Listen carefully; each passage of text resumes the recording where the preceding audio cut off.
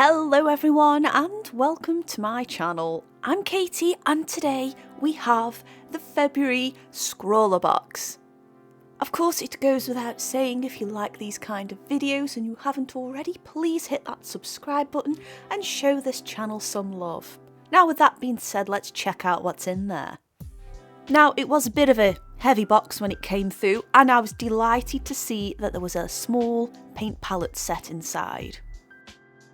We also had a Sakura jelly roll pen, we had some little fizzy sweets, a pad of Clairfontaine watercolour paper and this beautiful print by Katie Smith, which is just stunning. I absolutely love it.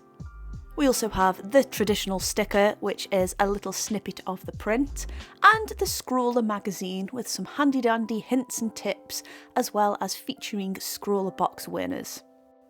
But let's get back on to the subject of the gorgeous materials we had here.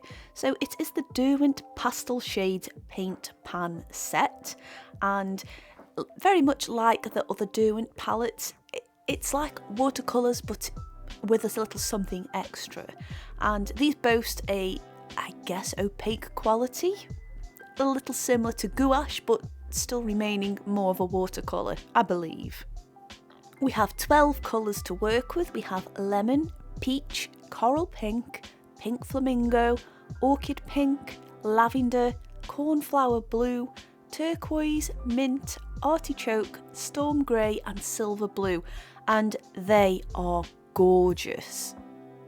I was half expecting these to be chalky and horrible because they're pastel colours, and I know that's not how it works, but that's usually something that's put me off using those kinds of watercolours, but no, as you can see on screen now, they are beautiful, they are vibrant, and I am all for that. We also have a Sakura jelly roll pen in size 8, I believe. And although I will give points for it was a nice addition, unfortunately it didn't work too well on a painted surface with these paints, so I'm guessing maybe if you wanted to add those white highlights, perhaps swap out for a Posca pen or some white gouache, which I do use a little bit of white gouache later on in the video because I still wanted to get that effect across. The watercolour paper we've got is by Clairfontaine and it's their Goldline 300 GSM Aqua Pad. Lovely paper, bit of a texture to it. I would say it's single-sided because it was pretty flat on the other side, but hey, you know what, if you wanted to paint on the smoother side on the other side, I wouldn't hold it against you. I might even try that myself off camera.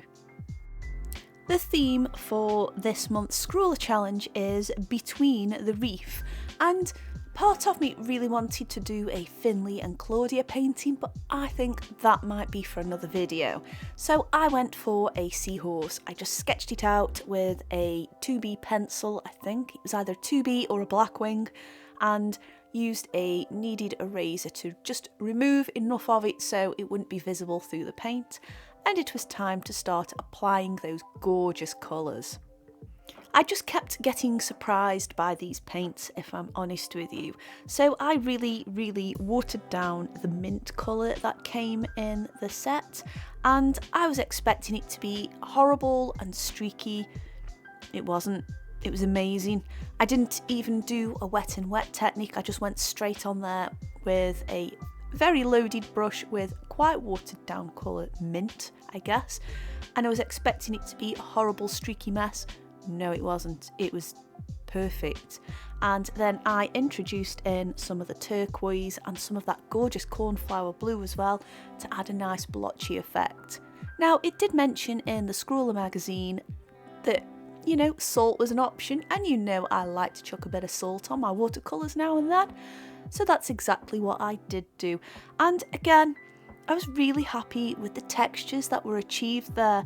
I get the impression that the particles in this paint are a little on the larger side to your regular watercolour, but not quite gouache level, hence why we've got some opacity there. But it was beautiful. It just created such a nice effect. Not too dissimilar from granulating, but I don't particularly want to commit to saying it's a granulating paint. I obviously need to do a little bit more research and playtime with these. But with those gorgeous blues, it was like chef's kiss good. Anyway, it's time to start painting the seahorse, so I thought using the peach as a bit of a base layer and then introducing some of that coral pink as well as the flamingo in there to just add some additional depth and details and just make it a little bit more interesting and vibrant. I didn't go too heavily on the coats again, I'd kept it quite watered down to begin with because I wanted to see how this paint layered up. Again, slightly opaque. I was thinking, is it going to make much of a difference or not? But when I started adding additional colours on the top, you could still see some of them underneath what I'd previously applied. I was so surprised by these paints, and it's really weird because part of me wishes I'd bought them sooner and played with them a bit more, but obviously part of me is like, actually, you know what, I'm glad I didn't because I've got them now. And I've been there before where I've bought a Derwent palette, especially the graphite one, and that arrived in, I think it might have been the November 2020 box, but by all means correct me if I'm wrong, but yes, I ended up with 2 of them. I think the only thing I didn't like about this palette, and it's pretty much with all the Derwent palettes really, is the water brush. I hate the water brushes, I'm sorry. They're okay if you're on the go and you want to add a wash of colour, but I think they're the worst thing ever if you've got a palette. Personally anyway, I just can't seem to get it to work. I still need a jar to dip the brush in, to clean the brush, otherwise I'm going to contaminate the palette with other colours. So I don't know, I kind of just don't see the point of them. I'd rather have no brush at all, so I'm not like disposing of it, and when I mean dispose, I will probably just give it to someone else. But yeah, I'd rather have no brush at all than a water brush. They just, I don't get on with them, and you're very restricted to one size as well. Although saying that, you could say that with any size brush in there, but I don't know, I think you get the point. Anyway, let's get back on the topic. So yes, I'm sure you can see in front of you now just how lovely everything layered up and how you could see those colours underneath. They were really nice to do the outlines as well. Again, with them coming across as being quite a thick paint, the flow was really good and it handled quite nicely in the rigger brush I used for all the details and all the outlines and everything. Now, as you'll see, I'd added some bubbles in the background there, and again, I just used the same, I guess, what I'd mixed up in my palette for the wash in the background. I used that same paint because there was a little bit left over, and it layered up beautifully. And also I introduced some of the other colours in there, so I added a little bit of the flamingo pink. It was either the flamingo one or the coral one, as well as that cornflower blue, and just let it do its thing.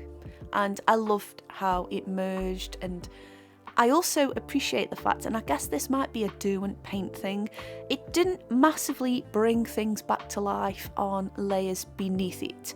I was half expecting to lose some of that salt detail, and especially how the salt interacts with watercolour and does weird things, and we've covered that before, especially with brushos, but it didn't bring anything back to life and there wasn't any weird warping.